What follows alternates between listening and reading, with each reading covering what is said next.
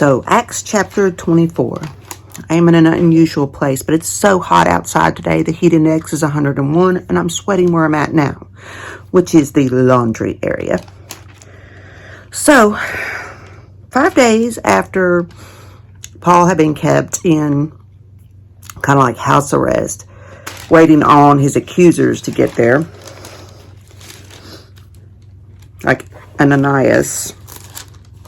So, Ananias and his bunch came down from Jerusalem to Caesarea with some elders and an attorney named Tertullus. See, back in Acts 23, Paul had been brought under guard as a Roman citizen for his own protection to Governor Felix at Caesarea. So Paul was called to be presented before Ananias and his gang with his charges. Tertullus was the attorney accusing him for the Jewish Sanhedrin. So Tertullus starts off by kissing butt to the governor, for lack of a better term.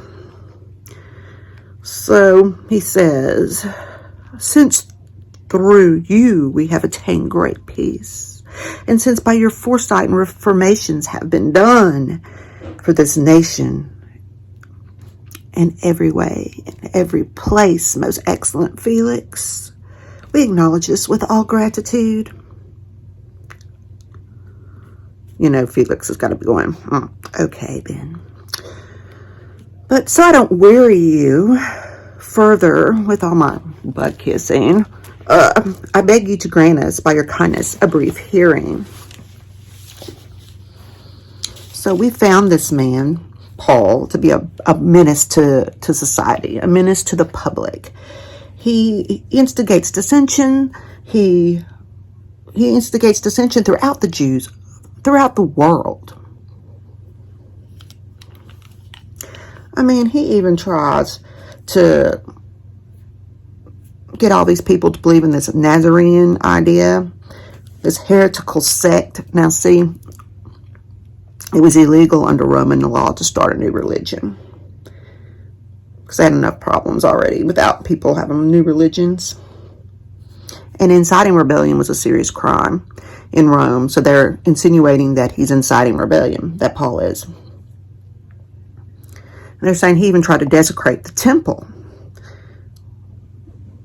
So because he was trying to desecrate the temple, they took him into custody. And they wanted to judge him by their law. But Lysias took him away, he's saying. They took him with great force, and took him out of our hands, and said that we, his accusers, had to come before you, Felix. So by interrogating him yourself, basically, you'll be able to determine whether he's guilty or innocent.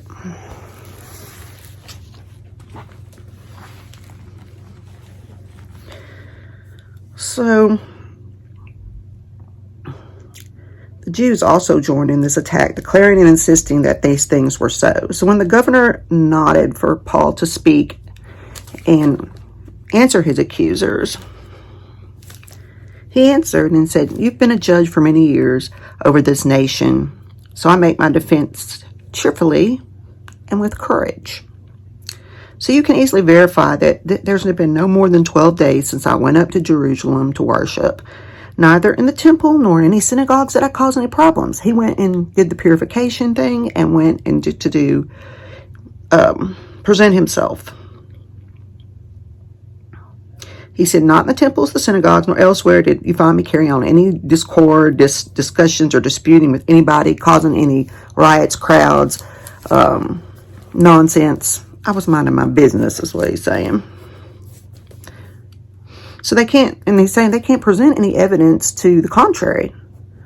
He said, "But I confess this to you, that according to the way of Jesus, which they call a divine and heretical sect, I do worship and serve the God of our fathers, believing everything in accordance to the law of Moses that is written in the prophets. Because I have the same hope in God. The same hope that these men accusing me cherish themselves," he's saying. Now he's saying that I cherish themselves, the ones that cherish that the hope of the resurrection. Because remember, the other guys don't believe in the resurrection. Just the Pharisees do. There shall certainly be a resurrection of dead, both of the righteous and the wicked. So in view of this, I try to do good to all men. In other words, I try to live a good life. I try to do what's right. So now, after several years, I came to Jerusalem, because remember, he's been on the road preaching. And he wanted to bring charitable contributions to the other Christians that were in Jerusalem. And he wanted to bring offerings to the temple. And that's where they found him, in the temple, presenting offerings after he had undergone that purification. Without any crowd, without any uproar, minding my business, doing what I was supposed to do. But, he said, there was some Jews from the province of Asia Minor that weren't even from Jerusalem. They were there, and they started the trouble. And they weren't even there. They weren't even there where Felix was to present any accusations or arguments. Because if they had anything against him, then why aren't they here, is what he's saying. So, or else let these men tell what crime they found me guilty of when I stood before the Sanhedrin.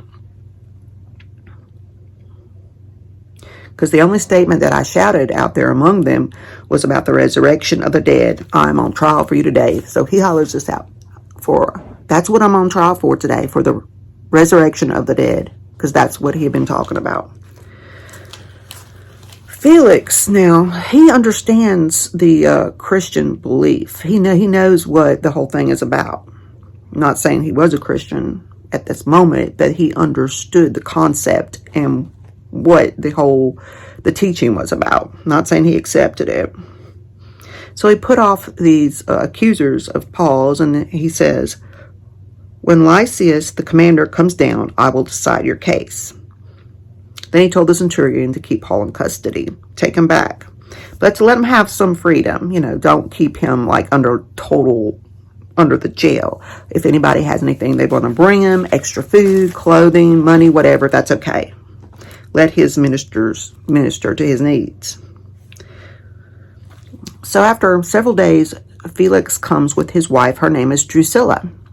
And so they come and they start talking to Paul, and he wants to hear what he has to say. And Paul starts telling him about the correct way to live, about faith in Christ, self-control, honorable behavior, personal integrity, all these kinds of things. And the further judgment to come, the judgment of both, the dead in Christ rise first, but everybody rises and everybody's judged based in the end. They call it the great white throne judgment. But anyway, so Felix is listening and he becomes uncomfortable, probably because he's thinking, maybe I'm not living like this, and maybe this is going to make me look bad in front of my wife, or it was just convicted him in a certain way. Maybe he was just uncomfortable because he was there hoping that Paul would pay him off so he could be let go, because that's how things were done underhandedly in those days with Roman citizens. Hey, I'm stuck here, I'm in jail, but hey, I'm going to give you this chunk of change and you'll let me out on a technicality. But Paul wasn't about that. Paul was preaching to him the way, the truth, and the life. And this made him uncomfortable because he was there waiting for his handout. So he told him to go away for now. I'll come back when I have more time to listen to you when it's convenient. So 2 years passed for Paul being there. Paul was stuck there for 2 years, and eventually Felix was no longer governor, and he was removed from that office and assigned somewhere else, I guess. And he was replaced by a guy named Porcius Festus. Well, yes, Festus, like Festus from Gunsmoke. And wishing to do the Jews a favor, Felix left Paul imprisoned. So during the transfer of command from Felix to Festus, he left Paul in prison. And next we'll learn about Paul before Festus.